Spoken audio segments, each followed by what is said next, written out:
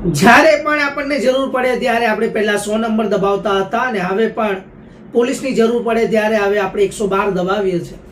અને આ 112 જનરક્ષક જે ગાડી છે તે આપણા દરવાજામાં આવીને ઊભી રહે છે અને આપણા જે કંઈક આપણી સાથે બનેલા અત્યાચાર અન્યાયની જે ઘટના છે તેના માટે પોલીસ આપણી સુરક્ષા માટે તૈનાત છે.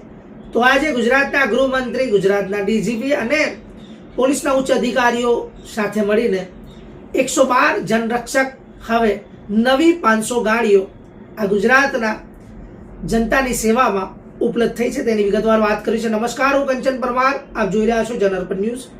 ગુજરાતમાં જનરક્ષક જન સુરક્ષાને વધુ ગતિએ, વધુ શક્તિએ અને આધુનિક નવું બળ મળે તે માટે રાજ્યની પોલીસ ઇમરજન્સી રિસ્પોન્સ સિસ્ટમને વધુ ઝડપી અને કાર્યક્ષમ બનાવવા માટે ડાયલ 112 જનરક્ષક પ્રોજેક્ટને સતત વધુ વેગ પ્રવાહ મળે તેના માટે સક્ષમ બનાવવામાં આવી રહ્યો છે. આજે ગાંધીનગર ખાતે આ પ્રોજેક્ટને અંતર્ગત 500 નવા વાહનોનું લોકાર્પણ કરવામાં આવ્યું.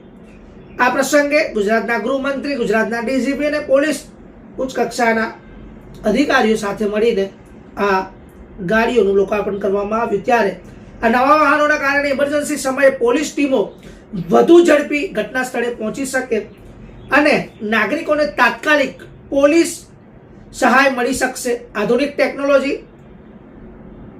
અત્યાધુનિક સાધનો અને સંવેદનશીલ પોલીસના સમન્વયથી ગુજરાતની જન સુરક્ષા વ્યવસ્થાને વધુ મજબૂત બનાવવાનો પ્રયાસ ગુજરાત સરકારે કર્યો છે. ત્યારે જરૂરિયાત સમયે પોલીસની ઝડપી પહોંચ, વધુ અસરકારક સેવાઓ અને નાગરિકોને વધુ સુરક્ષિત જે વાતાવરણ, ગુજરાતની પોલીસ જનસેવા અને જન સુરક્ષાની કામગીરી વધુ મજબૂત બનાવવાની આ પહેલ ખરેખર મહત્વપૂર્ણનું પગલું છે. જન સુરક્ષા માટે સતત સજ્જ ગુજરાત, સુરક્ષા માટે સતત પ્રતિબદ્ધ અને ગુજરાત પોલીસ કટિબદ્ધ છે.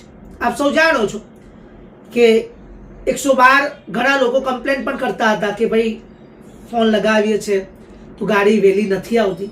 ઘણીવાર એવું બને કે જે 112 છે એ પહેલાં 100 નંબર દબાવતા હતા ત્યારે આપણે આપણા વિસ્તારની ગાડી એટલે કે જે તે પોલીસ સ્ટેશન લાગતું હોય તે જ ગાડી ત્યાં આવતી હતી. પરંતુ હવે તો 112 છે એ 112 આખું પોલીસનું જે ખાતું છે તેનાથી કોઈ પણ પોલીસ સ્ટેશનમાં 112 ગાડી જઈને તમને સેવા આપે છે. તો એ ગાડી વહેલી તકે તમારી પાસે પહોંચે તેના માટે આ 500 નવી ગાડીઓનું લોકાર્પણ આજે કરવામાં આવ્યું છે. અને તેના માટે ગુજરાતના ગૃહમંત્રી, ગુજરાતના ડીજીપી એટલે કે પોલીસ વડા અને ઉચ્ચ અધિકારીઓની હાજરીમાં લોકાર્પણ કરવામાં આવ્યું છે. અને ગુજરાત સરકાર અને ગુજરાત પોલીસ આપણી સેવામાં કટિબદ્ધ છે તેવો સંદેશ પણ પાઠવવામાં આવ્યો છે. તો તમે અમારી સાથે જોડાઈને રહો. જનઅર્પણ ન્યૂઝના બીજા અહેવાલ સાથે જલ્દી અપડેટ માટે અમારી ચેનલને સબસ્ક્રાઇબ કરો. આ વિડીયોને વધુમાં વધુ શેર કરો. ધન્યવાદ. નમસ્કાર.